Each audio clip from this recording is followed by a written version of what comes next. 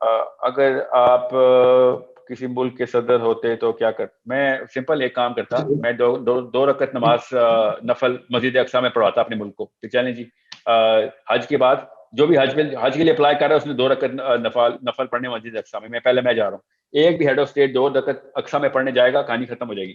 اتنی سی بات ہے, مگر اس کے لیے جو ہمت چاہیے نا وہ قرآن سے آتی ہے, یا وہ بچپن سے بنتی ہے کہ میں نے صرف 2 نفل پڑھنے.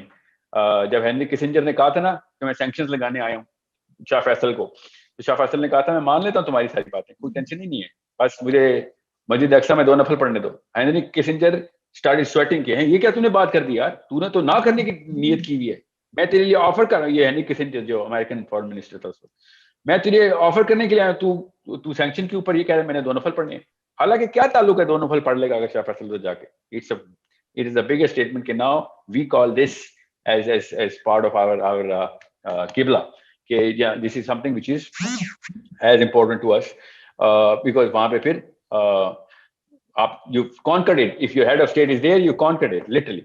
So اگر اردگان میں اتنی وہ تھی, باتیں بہت اچھی آتی ہیں سب کو کرنی, تو جا کے 2 نفل پڑھ لینا مسجد اقصی میں. ہر روز مسلمان پڑھ رہے ہوتے ہیں, کینیڈا سے مسلمان جاتے ہیں مسجد اقصی میں پڑھتے ہیں, آپ کیوں نہیں 2 رکعت نفل پڑھ سکتے؟ آپ کعبے میں تو چلے جاتے ہیں جی اپنے عمرہ کرنے, مسجد اقصی میں بھی چلے جائیں 2 نفل پڑھنے. وہ کون سا اسرائیل میں ہے, وہ فلسطین میں ہے. Why can't they go there? Because they know what it means. And that's what I'm trying to tell you, کہ if anyone was with enough faith, یار مر جانا ہے میں نے بھی ایک دن, مجھے سمجھ نہیں آتی 70 سال کے بعد ان کو کون سی لالچیں بیٹھی ہوئی ہیں. اگلے سال مر جانا ہے. ایک 30 سال کا لڑکا تو چلو پھر تھوڑا لالچی ہوتا ہے کہ یار ابھی پتہ نہیں کتنی لائف پڑی ہے. یہ 80 سال کے بندوں کو پتہ نہیں کون سی لالچی ہوتی کہ نہیں میں مر نہ جاؤں. مسجد اقصی میں نفل پڑھنے سے کون مارے گا آپ کو؟ The safest place for a Muslim leader is مسجد اقصی. اس کو تو اسرائیل خود سیکورٹی دے گا, کوئی یہ نہ کہیں مر جائے. مگر نہیں, انہوں نے نہیں جانا وہاں پہ نفل پڑھنے. اتنی سی بات ہے کہ جو ان سے ہو نہیں رہی. کوئی مجھے اسی لیے وہی بات ہے نا, ایک عام سے مسلمان کو جس کو تھوڑی سی بھی سیرہ کی سینس ہے, ان کو ان سب کے, یہ مولوی صاحب سے لے کے پولیٹیشین تک, کسی پہ کوئی اعتبار نہیں ہے. یہ باتیں ہی ہیں ساری یار, بس اچھی بینر لگا لیتے ہیں اور 1 منٹ کی سائلنس پوری کر لیتے ہیں. So دوسرا کوشچن ہے, why Israel is not feeling the pressure of other countries in spite of being very small state. اسرائیل پہ کون پریشر ڈال رہا ہے؟ یہی تو مسئلہ ہے. اسرائیل کا جو پریشر ابزاربر ہے نا, شاک ابزاربر, وہ امریکہ خود ہے. اسرائیل پہ کیوں پریشر ڈلے گا؟ اسرائیل تو پریشر ڈالتا ہے امریکہ پہ جا کے. کیوں؟ بیکاز 5-7 امریکہ میں صدر کیسے بنتا ہے آپ کو یہ پتا ہونا چاہیے. امریکہ میں صدر ایسے بنتا ہے جو دنیا میں ہر جگہ ویسے ہی بنتا ہے کہ الیکشن کیمپین کے پیسے کون دے گا بھائی؟ الیکشن کیمپین کون فنڈ کرے گا؟ 8-9 ڈفرنٹ انڈیکیٹرز ہیں نیو یارک اسٹاک ایکسچینج کے. وہ انڈیکیٹر جو ہے نا پیچھے انڈسٹری بیکڈ ہیں. انڈسٹری جو ہے نا وہ پیچھے سے فائنینس کرتی ہے کسی بھی صدر کو کہ بھائی ہمارے لیے کیا ریلیف دے گا. سمپل سا پروسیس ہے, اس میں کوئی بڑی بات نہیں. کیپٹلزم کا بیسک تحفہ ہے. تو جب وہ لوگ کسی ایک بندے کو, جیسے میں کل صدر کے لیے کھڑا ہو جاؤں اعوذ باللہ اس طرح کے سسٹم میں, تو لوگ میرے پاس آئیں گے, صدر آپ کو میں صدر بنوا دوں گا. جب آپ صدر بن جائیں گے ہم پھر آپ کو بتائیں گے ہمارے لیے کیا کرنا. اور آپ کو انلیگل کام نہیں کریں گے, بس ایک لا پاس کروا دینا کہ یار پیٹرول کا اتنا ٹیکس بڑھا دیں یا whatever, اتنا دے, اتنی سی بات ہے. سو جیسے ہی ایک اوباما, یا جیسے اوباما کی مثال لے لیں, جب اوباما صدر بن گیا تھا, دوسرا الیکشن لڑ رہا تھا مٹ رومنی کے ساتھ, تو Benjamin Netanyahu literally went to America and slapped Obama in his speech in the White House کے باہر گارڈن میں کھڑے ہو کے کہ اس کس قسم کے جاہل آ جاتے ہیں, ان کو پتہ ہی نہیں ہے ہسٹری کا. لٹرلی ایسے بولا ہے, how ignorant is this man who doesn't even know the basic history کہ جوز کیوں اتنا لڑائی کر رہے ہیں. کیونکہ اس نے کیا کہہ دیا تھا اوباما نے, آپ ذرا اس اوباما کی شکل دیکھنا وہ ڈاکیومنٹری میں, ٹھیک ہے, کوئی تفصیل ہی 2-3 گھنٹے کی پوری فلم انہوں نے اس کے اوپر بنائی ہے لائیو سب کچھ. اوباما کی ہوائیاں اڑی ہوئی ہیں اور وہ پریشانی سے دیکھ رہے کہ میں کیا کروں. کیوں؟ کیونکہ الیکشن سر پہ تھا, مٹ رومنی کے ساتھ جا کے مل بیٹھا ہے بینجامن نیتن یاہو, اور بینجامن نیتن یاہو کے پاس کیا پاور ہے؟ جتنا بھی فائنانس لابنگ الیکشن کیمپین کا ہوتا ہے پیچھے سے وہ جوش لابی کر دیتی ہے.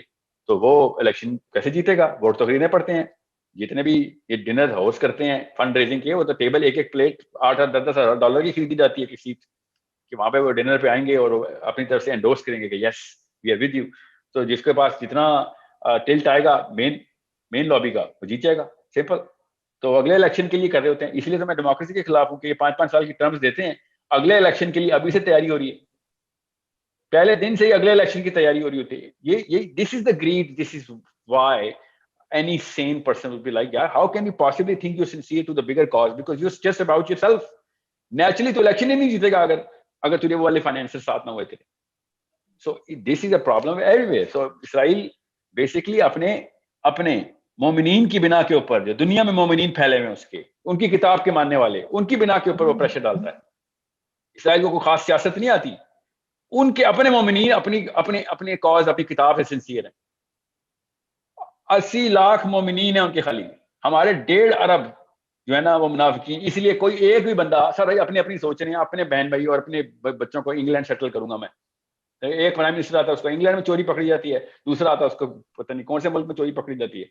So the problem is Israelis are all about the book and the nation. Muslims are all about themselves and their families. That's it. خاندانی مذہب اسلام یہ ہے مسئلہ. ہم نے چھوٹے چھوٹے زائنزم بنائے اپنے گھر کی باؤنڈری کے. انہوں نے ایک بڑا زائنزم بنایا ایک اسرائیل کے اوپر باؤنڈری لگانے.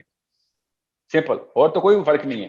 جس قوم میں جتنے مومنین ہوں گے تو عمر بن خطاب کو ابو عبیدہ بن جراح نے کہا ہمیں کمک بھیجو. آئی تھنک روم کے ساتھ لڑائی تھی یا روم کے ساتھ لڑائی تھی کہ امیر المومنین ہمیں کمک چاہیے، کمک. تو عمر بن خطاب نے خط واپس لکھا کہ کمک کیوں دوں میں تمہیں، ان لوگوں کو دعوت دو جو فوج میں تمہارے خلاف لڑنے آئے ان کو دعوت دو. یہ خط لکھے ہیں عمر بن خطاب نے، اور ساتھ نیچے نوٹ لکھا ہے کہ رول کیا ہے، جنگ جیتنے کا رول کیا ہے. عمر بن خطاب نے کہا کہ دو فوجیں جب جنگ کے لیے آمنے سامنے ہوتی ہیں تو جس فوج کے گناہ کم ہوتے ہیں اللہ تعالیٰ اس کو فتح دے دیتا. حضرت خالد بن ولید نے جب ابو عبیدہ سے کہا، جب وہ ڈیموٹ ہو گئے تھے نا، تو جب وہ لڑائی کے لیے گئے تو خالد بن ولید نے کہا کہ میں اکیلا جاؤں گا یہ 6 لاکھ بندوں کے. I'm going to be a single person, let me fight alone. تو ابو عبیدہ نے کہا کہ خالد کیسی باتیں کر رہا تو اکیلا کیوں جائے گا؟ تو انہوں نے کہا کہ آپ نے نبی علیہ السلام کی حدیث نہیں سنی کہ جو ایمان سے قاصر ہے وہ مردہ ہے. یہ تو مرے ہوئے لوگ ہیں، میں تو زندہ ہوں. آپ کو پتا ہے 60 بندے ملے تھے ان کو، کیونکہ انہوں نے ایک کی بجائے 6 نیگوشیشن چلی ہے خالد بن ولید کی. 6 ملے گئے 6، اور ابو عبیدہ نے کہا نہیں 6 بھی توڑے ہیں. پھر 60 بندے گئے تھے. 60 بندے پھر کمرے جوڑ کے کھڑے ہو گئے تھے ایک دوسرے کے تاکہ پیچھے سے وار نہ ہو سکے، اور وہ سرکل بنا کے وہ سرکل فوج کے اندر انٹر ہو گئے. اور انہوں نے وہ درگت بنائی تھی ان کی، جس گنیز بک میں ہوتی ہے. اگر اس وقت گنیز بک ہوتا، ابھی بھی ہمارے پاس کتابوں میں سب ویلیڈیٹڈ وار ہے. What I'm trying to tell you is حضرت عمر خطاب نے بیسک رول بتایا تھا کہ اگر ایک قوم کے بندے مومنین سے زیادہ ہیں وہ قوم اللہ فتح دے رہے ہیں اس کو. ایک قوم میں مومنین کی تعداد کم ہے، اللہ تعالیٰ اس کو پسپا کر رہے ہیں. ان کی قوم اپنی کتاب کے مومنین میں خود سوچیں کس طریقے سے کیا خوبصورتی سے نظر آ رہی ہے. وہ اپنی کتاب سے سنسیئر ہو گئے، ان کو فتح مل رہی. اللہ تعالیٰ کی کتاب ہم نے زمین پہ پھینک دیا، ہمیں پسپائی مل رہی. اور وہ کیسے زمین پہ پھینکتے ہیں؟ بات سمپل. امی ابو بچے کو کہتے نہیں یہ کتاب پڑھنے والی نہیں ہے. Simple.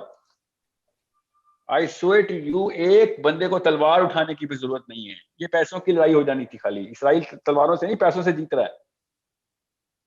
We were fighting a wrong war here. We supposed to conquer their minds and fortify our own walls through financing our own Muslims. But no, we're not going to do that. ایک کر کے ایک concept of اسلام کو taboo بنایا جا رہا ہے. آپ کو پتا نا ایک ریگولر مسلمان جو کہ یونیورسٹی میں پڑھ رہا ہے، اس کو قرآن پاک کی تعلیم نہیں ہوئی، اس کو 50-60% قرآن ٹیبو کر دیا گیا، الرجک کر دیا گیا. نہیں یہ قرآن میں ہے ہی نہیں. یہ مولوی کے سازش ہے کوئی. میں خالی جہاد کی بات نہیں کر رہا ہوں. اب پردے کی آیتیں بھی آؤٹ کر دی ہم نے. سب سے پہلے جہاد آؤٹ کیا تھا، اس کے بعد پھر ہزار اور مسائل ہیں جس کو ہم ڈیلیوٹ کر کے اس کو نلیفائی کر رہے ہیں قرآن پاک کو. So it's something. اتنی تریات کے اندر انحراف نہیں ہوا جتنا ایک تفسیر کے اندر ہم نے، یا تفصیل کے اندر ہم نے ایک نوجوان کی ترتیب میں انحراف کر دیا. قرآن پاک آدھے سے زیادہ الرجک کر دیا اس کو کہ نہیں اس کا مطلب ہی کچھ اور ہے. اس لیے عام بچہ قرآن پاک اٹھا ہی نہیں سکتا کہ مولوی کے بغیر کیسے پڑھوں گا. اور مولوی صاحب خود بھی وہ جاہل آگے کہتا ہے قرآن اکیلے پڑھے گا تو گمراہ ہو جائے گا، اور وہ وہی والی ترتیب کرتا ہے پھر اس کے ساتھ. سو پھر ایسے ہی ہوتا ہے. یہ قوم ایسی تباہ ہوتی ہے. قوم صرف اور صرف اپنے ماں باپ کی تربیت سے بنتی ہے. قوم فوجوں سے نہیں بنتی. قوم صرف ماں باپ کی تربیت سے بنتی ہے. قوم پیسوں سے نہیں بنتی، ماں باپ کی تربیت سے بنتی ہے. قوم چلتی بھی پیسوں سے ہو، قوم بچ جاتی ہو فوج سے، مگر قوم تباہ صرف اپنے ماں باپ کے تھرو تھی، یا بچ اپنے ماں باپ کے تھرو تھی. If we are not taught the philosophy of Islam تو پھر ہماری بچیوں کو پکڑیں گے ہی نا وہ آگے فلسطین اور غزہ میں. پکڑیں گے کیوں نہیں پکڑیں گے؟ So it's a bigger problem.